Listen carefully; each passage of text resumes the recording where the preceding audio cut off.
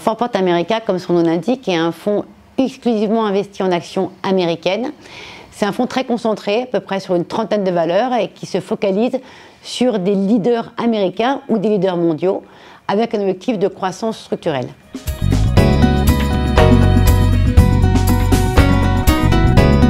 La principale particularité du fonds, c'est qu'il est géré par une équipe d'Américains en local.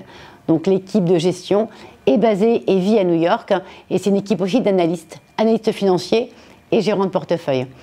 L'autre particularité, c'est plus sur la sélection de titres. C'est un pur fonds de stock picking qui peut aller sur toute taille de capi et toute thématique d'investissement.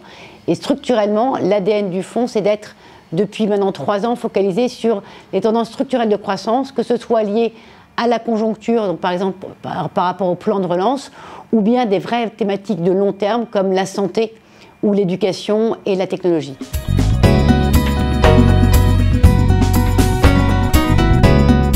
Alors quand on regarde le portefeuille en 2021, on est bien représentatif de ce qu'on a évoqué avant, c'est-à-dire une diversité. Dans les principales positions, on retrouve un nom très connu comme Alphabet, donc Google, mais on retrouve aussi Wabtec, qui est beaucoup moins connu dans les locomotives et donc tout ce qui est industrie. Et là, c'est jouer les plans de relance, notamment américains.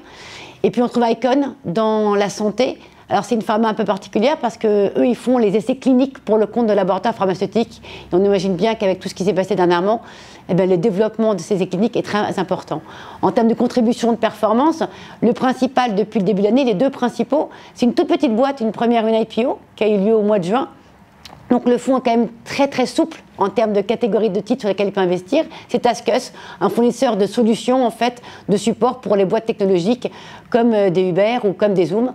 Et puis de l'autre côté, on a Tapestry, qui n'est pas du tout connu, mais si je vous dis que c'est les sacs Coach, eh bien là c'est le prêt-à-porter, le luxe abordable pour tout le monde, et ça fait partie des deux principaux contributeurs de performance depuis le début de l'année.